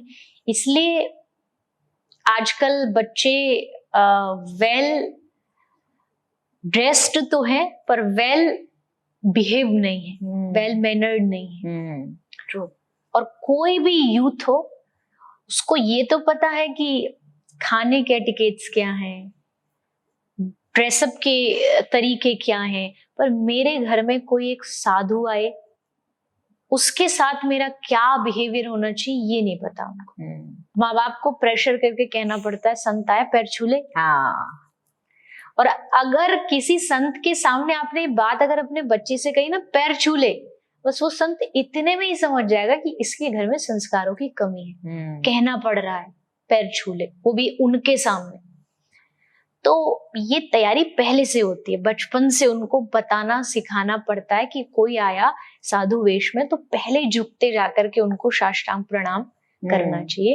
तो ये चीजें हमें मंदिर जाने से या किसी गुरुकुल या ऐसी संस्था में जाने से ही सीखने को मिलती है। आजकल तो मैम वही है, माँ बाप के पैर छूना भी नहीं चाहते हैं बच्चे, मतलब वो भी एक बोलना पड़ता है। तो ये तो, पर कुछ चेंज तो अब दिख रहा है लोगों में। और स्पेसिफिकली अगर युवाओं की बात करें तो वही आप जैसे बात करते हैं कि भटका हुआ इंसान है, उसको वो एक डायरेक्शन देने की जरूरत है। वो चीज शायद आपको लगता है थोड़ा बहुत युवा जा रहा है उस तरफ? हाँ बिल्कुल, जानना तो चाह रहा है। युवा में एक ही सबसे अच्छी क्वालिटी है, मैं भी युवा हूँ, मैं भी बोल रही हूँ उस बात को, कि सबसे अच्छी क्वालिटी आज के युवा में ये कि वो बहुत क्यूरियस है। और वो एक उसका बहुत ही बिगेस्ट जो प्लस पॉइंट है वो है, वो जानना चाह रहा है और जानना चाहेगा तभी उसको आंसर्स मिलेंगे। तो इसके लिए टीचर्स, घर में पेरेंट्स, एंड तीसरा हमारे स्क्रिप्चर्स, ये तीनों आपकी मदद करेंगे अगर आप जानना चाहते हैं तो। और इन तीनों की, अब शास्त्र तो करते हैं बट दो लोग जो है बच्चे हैं, पेरेंट्स और टीचर्स, इनकी ड्यूटी ज्यादा बन जाती है कि बच्चे उनकी बात जल्दी मानते हैं कि ये हमारे टीचर्स कह रहे हैं या पेरेंट्स कह रहे हैं। तो जो उनकी क्यूरियोसिटी है, जो जानना चाह रहे हैं, उसका आंसर पेरेंट्स के पास होना चाहिए। उनको टाइम टू टाइम उन्हें देना चाहिए। जितने आप जिज्ञासु होंगे उतना ही हमारे लिए अच्छा है। तो अगर मैम स्क्रिप्चर्स किसी को अगर पढ़ना चालू करना है, उपनिषद पढ़ने हैं, तो कौन सा कुछ है कि हमें इस तरीके से स्टार्ट करना चाहिए, इस तरीके से पढ़ना तो चाहिए? आई थिंक फर्स्ट स्टेज पे नहीं, फर्स्ट स्टेज पर आपको जो हमारे बेसिक ग्रंथ है लाइक भगवत गीता से शुरुआत करनी चाहिए। आप भगवत गीता पढ़िए, आप रामायण पढ़ सकते हैं, आप भागवत पढ़ सकते हैं। तो ये तीन आई थिंक बेसिक एक ऐसे ग्रंथ हैं जिसके लिए ना तो आपको किसी एजुकेशन या किसी स्पेशल चीज की जरूरत है। ग्रंथ है, आप कोई भी पढ़ सकता है। फिर आगे आप बढ़ सकते हैं अपने पुराणों के लिए, जैसे भागवत पुराण है वैसे और भी पुराण है, विष्णु पुराण, देवी आदि आदि, वो भी आप पढ़ सकते हैं। फिर आप जा सकते हैं दर्शन, उपनिषद, इन सब को आप पढ़ सकते हैं। और there at the end last वेद, उससे ऊपर तो कुछ होता ही नहीं। तो आप डायरेक्ट, कई बार ऐसा होता है उपनिषद पढ़ने लग जाएंगे तो आपको इतना समझ नहीं आएगा। तो जरूरी है कि आप पहले जो हमारे बेसिक ग्रंथ है उससे शुरुआत करिए। उसमें सबसे बेस्ट है भगवत गीता। कुछ भी नहीं पढ़ पा रहे हो, कहीं भी नहीं सुन पा रहे हो, भगवत गीता पढ़िए, हर दिन पढ़िए। और नॉट जस्ट कि एक बार पढ़ लिया हमको तो नहीं आया समझ, एक बार पढ़ने से शायद आती नहीं भगवत गीता समझ में, आपको पढ़नी पड़ती है बार बार। आप चाहे उसको साल भर में पढ़िए, सोच के पढ़िए, समझ करके पढ़िए। तो वो बेसिक ग्रंथ अगर आप पढ़ोगे तो आई थिंक वो सबसे बेस्ट और वो तो उसमें बोलते हैं ना कि आप कोई भी पन्ना अगर भगवत गीता का खोलो, आपकी लाइफ का कोई ना कोई सोल्यूशन तो वो देता ही है। हाँ जी बिल्कुल, क्योंकि देखो शास्त्र, हमारे जितने भी ग्रंथ है, ये जस्ट कोई एक किताब नहीं है, मतलब एक पन्ना नहीं, पेज नहीं है, वो साक्षात भगवान है। तो भगवान से तो जब आप कहीं ना कहीं सोल्यूशन लेने जाते हो तो भगवान देते हैं सोल्यूशन, तो वैसे ही शास्त्र देते हैं। हाँ, आपका बिलीव होना चाहिए उसमें, आंसर मिलेगा उसको जिसको उसमें बिलीव होगा कि आंसर मेरा है इसमें छुपा है। तो आप कोई भी पेज, कोई भी पन्ना खोलो, आपको आंसर मिलेगा। कृष्ण भगवान का कोई वर्णन है, कितने पावरफुल थे और जो उनका कैसे दिखते थे, कुछ कुछ पावर्स का उनका कुछ वर्णन है? बिल्कुल है, सब शास्त्रों में ऐसा हो ही नहीं सकता कि वर्णन ना हो। भागवत में लिखा, बरहा पीडम नटवर वपुः कर्णयो कर्णिकारं बिभ्रदवासः कनककपिशं वैजयन्तीं च मालां रन्ध्राण वेणुरधर सुधया पूरयन् गोपवृन्दै वृन्दारण्यं स्वपदरमणं प्रावशद् गीतकीर्ति। मतलब कृष्ण जब वृंदावन में एंट्री कर रहे हैं, ये उस समय का श्लोक है। और ये एक ऐसा श्लोक था, भागवत के जो प्रवक्ता हैं वो शुकदेव जी हैं। शुकदेव जी पहले उनका जो ज्यादा रुझान था वो निर्गुण की तरफ था, लेकिन जब उन्होंने ये वाला श्लोक सुना तो उनके मन में कृष्ण बैठ गए। तो इस श्लोक में भगवान श्री कृष्ण का जो श्रृंगार है, कि कैसे वरहा पीडम मतलब मोर मुकुट पहन करके वो वृंदावन में प्रवेश कर रहे हैं, एंट्री कर रहे हैं। पीछे लाखों गैया आ रही हैं, गैयाओं के गले की घंटियों से पूरा वृंदावन गूंज रहा है। गाय के खुरों से धूल उड़ती आ रही है और वो जाके ठाकुर जी की पलकों पर, केशों पर, घुंघराले बालों पर समाई है। गर्मी का समय है, ग्रीष्म ऋतु है, तो ठाकुर जी के श्वेत बिंदु मतलब पसीना झर रहा है और वो ऐसा लगता है जैसे कोई मोती चमक रहा हो। कानों में कनेर फूल आता है, तो उस कनेर के फूल के कुंडल पहने हुए हैं, गले में कौस्तुभ मणि है और बंशी बजाते हुए ब्रज में प्रवेश कर रहे हैं। और यही हमारे आराध्य हैं। हमारे ब्रज में मानते हमें वो भगवान चाहिए ही नहीं जिसके हाथ नहीं है, हमें वो भगवान नहीं चाहिए जो हंसता नहीं है, हमें वो भगवान नहीं चाहिए जो नाचता नहीं है। गोपी कहती है हमें वो चाहिए जिसका हाथ पकड़ के हम नाच सके, जिसके सामने हम हंस सके, जो हमसे बातें कर सके। तो होता है लोगों की कि भाई हमें तो निर्गुण भगवान में रुचि है, पर रस की अगर बात करें तो रस तो सगुन में है। फॉर्म जिसका है, जिसका आकार आकृति, उससे आप कनेक्टेड फील हो पाओगे। अब कृष्ण भी हम जैसे, दो हाथ दो पांव, हाँ उनका स्वरूप ऐसा है कि उनकी एक मुस्कान पे पूरा दुनिया वार दूं, ऐसी मुस्कुराहट है उनकी।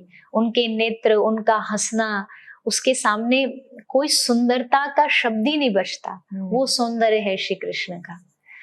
तो वो जब आप शास्त्र पढ़ते हैं, भागवत जी में कितनी बार भगवान के रूप का वर्णन किया गया है, और शक्ति भी हम सब जानते हैं। भगवान के एक रोम से, ये जो हमारे रोम होते हैं, इस एक रोम से इस धरती जैसे हजारों प्लैनेट्स बन सकते हैं। भगवान उसका निर्माण कर सकते हैं। और ये जो इतनी बड़ी दुनिया है ना, जिसको अगर हम दिमाग लगा के सोचे कैसे कैसे बनी होगी, भगवान ने कैसे बनाई जानते हैं? बस पलक झपकी दुनिया बन गई, पलक खोली दुनिया खत्म। उनके लिए इतना सा काम है। इतने पावरफुल भगवान है कि उनको कुछ भी करने के लिए संकल्प मात्र, संकल्प किया दुनिया बने, बन गई, संकल्प किया खत्म हो जाए, खत्म हो जाएगी। तो भगवान की शक्ति के सामने तो कभी इंसान को अकड़ना ही नहीं चाहिए क्योंकि तुम्हारी औकात है ही नहीं उनसे अकड़ने लायक। और अगर तुम अपने जीवन में भी किसी परेशानियों से जूझ रहे हो, पैसे की कमी है, कर्जा हो गया है, जैसा चाह रहे हो जिंदगी वैसी नहीं चल रही है, बहुत परेशानियां, तो आप बस मेरी ये बात याद रखो कि जो भगवान एक पलक गिराने झपकाने से इतनी बड़ी दुनिया बना सकता है, अगर वो रीझ जाए तुम पर, तो क्या तुम्हारी परेशानियां खत्म नहीं कर सकता? एक क्षण का काम है उसका, तुम्हारी परेशानियों को दूर करना। तो तुम्हें इतना करना पड़ेगा, तुम्हें उस पर भरोसा करना पड़ेगा। तुम्हें उसके पास जाके कहना पड़ेगा कि हे गोविंद, मैं हार गया, मेरे से नहीं हो रहा, अब तुम संभालो, अब तुम करो। जब छोड़ दोगे उनपे तब वो संभालेंगे, पकड़े रखोगे तब नहीं संभालेंगे। वो तभी संभालते हैं जब उन पे छोड़ दोगे, तब फिर देखो उनकी पावर, उनकी शक्ति आपको अपनी आंखों के सामने नजर आएगी। और निधिवन का जो मैम आपने जैसे बोला, तो निधिवन की बहुत मान्यता है कि वहां पर हर रोज रात को कृष्ण जी गोपियों के साथ रास लीला करते हैं। तो ये क्या मतलब क्या पावर होती है? आप क्योंकि आप वहीं रहते हैं, तो आप कुछ बता सकते हैं उसके बारे में? जी बिल्कुल, पावर तो है ही, वहां मान्यता है, वहां होता है। वहां मनुष्य भी रात को नहीं रुकते, इंसान, और उसके साथ साथ वहां बंदर भी नहीं रुकते। वहां रात को कोई छोटे मोटे जीव जंतु, चींटी, ये सब भी अपने बिलों में, क्योंकि ऐसी मान्यता है कि भगवान को आप ये वाली आंखों से नहीं देख सकते। आपको एक दिव्य दृष्टि चाहिए जो नहीं है हमारे पास। देखोगे अंधे हो जाओगे, पावरे हो जाओगे, पागल हो जाओगे, बुद्धि एकदम खराब हो जाएगी। तो ये कोई बड़ी बात भी नहीं है, कोई, मुझे लगता है लोग कहते चमत्कार है, मैं कहती हूँ चमत्कार नहीं है, ये ब्रज के लोगों का प्रेम है। ये कृष्ण का ब्रज के लिए प्रेम है कि वो कहते हैं मैं यहाँ से कभी नहीं जाता, मैं यही हूँ, निधिवन में हूँ, सेवा कुंज में हूँ, हर जगह हूँ। निधिवन तो एक थोड़ा सा लोगों की नजर में आ गया है, हाँ। समझ आ गया कि यहाँ ऐसा ऐसा होता है, पर ब्रज में हर जगह भगवान लीला कर रहे हैं, हर रोज करते हैं, क्योंकि वो धरती ऐसी है, वहां कृष्ण को उस मिट्टी से प्यार है, उस भूमि से प्यार है, इसलिए वो वहां रोज कोई ना कोई लीला करते ही रहते हैं। तो निधिवन जी भी उनमें से एक है कि वहां रात्रि को भगवान रास करते हैं, वहां जो उनका श्रृंगार वगैरह लगाया जाता है वो सुबह अस्त व्यस्त मिलता है, तो उससे एक प्रूफ मिलता है कि भगवान लीला कर रहे हैं। पर जैसा कहते हैं कि है तो वो कण कण में, पर दिखेंगे उन्हीं को जिनकी आंख में भक्ति का चश्मा होगा। तो वो तो आप जो अच्छे महापुरुष हैं, उन्होंने उनको देखा भी है, फील भी किया, महसूस भी किया है। आपने ये चीज जो आपने महसूस की बात की, क्योंकि बहुत लोग ऐसे बोलते हैं कि मेरे को भगवान महसूस, मतलब मैंने किया, ये जो आपने बात की, और फिर ये भी होता है कि यार पता नहीं बहुत टाइम से वो कनेक्शन नहीं फील हो रहा है, ये चीज, दोनों चीज बोली जाती है। तो ये क्या, ये जो अप्स एंड डाउन आते हैं, क्यों होता है ऐसा एकदम, मतलब ऐसे कैसे हो सकता है कि एकदम से भगवान फील हुआ और एकदम से तुम्हारे भगवान तुम्हारे पास से चले गए, ऐसा जो लोग बोलते हैं? नहीं, अगर वो आ गए तो जाएंगे नहीं, इतनी जल्दी वो छोड़ने वाला है नहीं। हमारे ब्रज में कहते हैं नंद का लाला एक बार जिससे चिपट जाए ना तो छूटेगा नहीं, कभी नहीं छोड़ेगा। तो ऐसा हो सकता है कि जब कभी किसी को ऐसा जस्ट फील होता है कि भाई ये उसका अपना भरोसा है कि भगवान मेरे साथ है, कभी कभी उसका या तो भक्ति थोड़ी सी कम हो गई है, जिसके कारण अब उसको ऐसा लग रहा है कि भगवान मेरे साथ नहीं है, मेरे पास नहीं है। और जब ऐसा लगता है तो थोड़ा सा अपना भक्ति बढ़ाइए, थोड़ा अपना माहौल चेंज करिए, कुछ ऐसे लोगों के बीच में जाइए जो उनके जीवन में खुद भक्ति पहले से है, आपकी भक्ति भी अपलिफ्ट होगी और आपके जो अनुभव या महसूस आपको जो हुआ करता था कभी अब नहीं हो रहा, वो फिर से होने लगेगा। क्योंकि भगवान के साथ एक ही सबसे बड़ी दिक्कत है, वैसे भगवान सब कुछ कर सकते हैं, एक काम नहीं कर सकते कि वो कहीं गायब नहीं हो सकते, क्योंकि भगवान ने कहा हरि हरि व्यापक सर्वत्र समाना, हर जगह वो समाया हुआ है। तो छिपेगा कहाँ? उसके लिए छिपने के लिए जगह ही नहीं कहीं दुनिया में, बस है सब जगह। जैसे एग्जाम्पल के लिए दूध के भीतर माखन होता है पर दिखता नहीं, उसको निकालना पड़ता है। तो वैसे ही भगवान सब जगह प्रेम ते प्रकट होई में जाना है, वो सब जगह, पर दिखेगा या प्रकट वही होगा जहाँ प्रेम होगा। अगर आप प्रेम से फिर से उन्हें रिझाओगे तो फिर से आपको महसूस होने लगेंगे। और वृंदावन मैम प्रेम की नगरी कही जाती है। बिल्कुल। तो आपके लिए अगर मैं आपसे पूछूं प्रेम का अर्थ क्या है? ये बड़ा भारी क्वेश्चन है और लोग चाहते हैं इसका एक ही लाइन में उत्तर दे दो। एक्चुअली सुनना चाहेंगे लोग आपसे कि आप प्रेम को कैसे डिफाइन करोगे। नहीं, बहुत टफ चीज है ये, क्योंकि जो डिफाइन ही ना हो सके वो प्रेम है, जिसकी कोई वर्डिंग में ही ना समाया जा सके, जिसका कोई अर्थ ही ना हो, वही प्रेम होता है। जैसे आप बोलते हो ना, जब भक्ति के एक स्टेजेस होते हैं जिसमें एक में तुम्हारे रोंगटे खड़े होते हैं, एक में तुम्हें रोना आ जाता है, तो वही आपको लगता है यही प्रेम है? हाँ, जब देखो आपको भगवान अपने जैसे लगने लग जाएं, मेरे हैं, मेरे करीब है, मेरे पास है, तो आपका भगवान के प्रति प्रेम है। मैंने पहले भी कहीं ये बात बोली है कि पूजा बहुत आसान है, प्रेम बहुत मुश्किल है। तो प्रेम मतलब भगवान से कनेक्टिविटी होनी चाहिए, एक एहसास। प्रेम क्या है? प्रेम एक एहसास है, किसी को दिल से महसूस करना प्रेम है। छू करके तो आज तक किसी ने भगवान को भी नहीं देखा, महसूस ही किया है, फील ही किया है, तो वो प्रेम है। और एक बात ये भी कही है नारद जी ने कि प्रेम जो है ना वो एक्सपीरियंस बेस्ड होता है, प्रूफ के आधार पे नहीं चलता है। प्रेम अनुभव में, अनुभव रूपम, अनुभव से किया जाता है। आप जब भगवान से प्रेम करोगे तो आपको अनुभव ऑटोमेटिकली होगा कि आप खा रहे हो तो आपको उनकी याद आएगी, उनको हाँ। खिलाना है।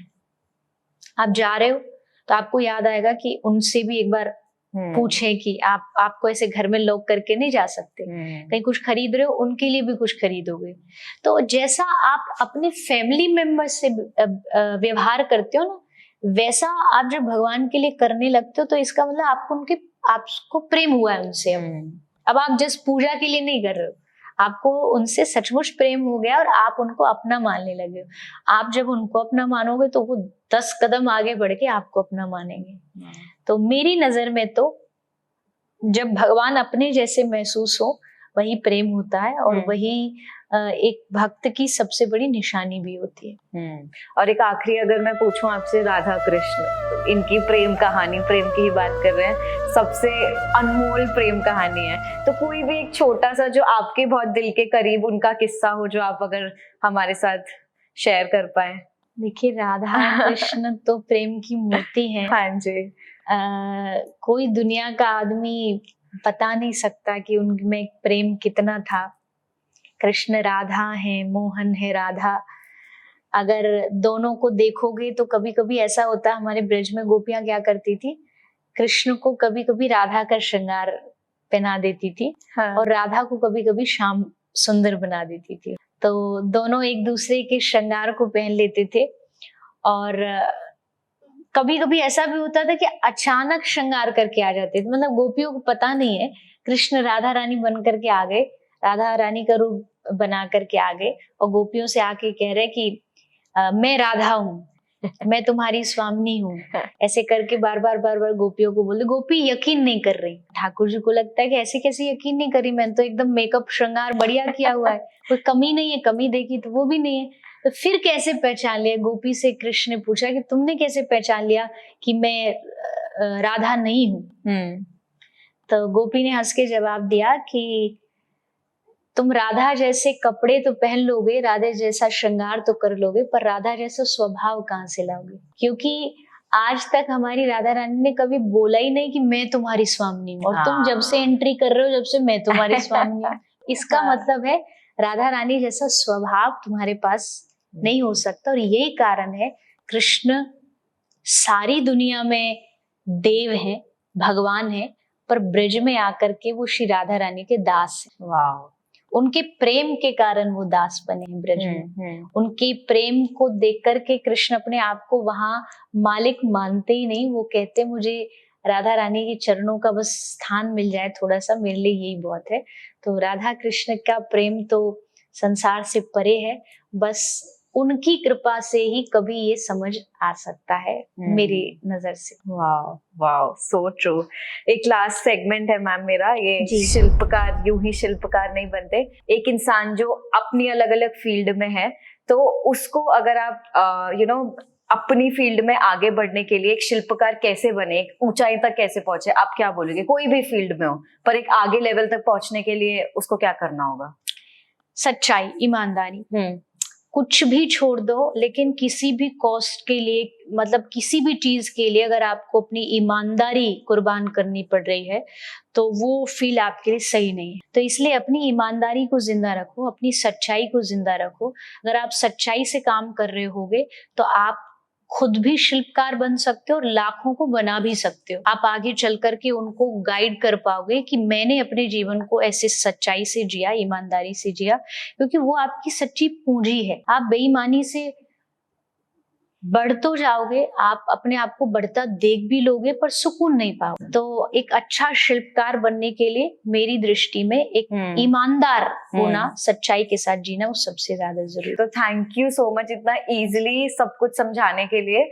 और मैं हमेशा ही बोलती हूँ, मतलब आप हो जो बोलते ना, आप एग्जिस्ट करते हो, that's really important. So thank you.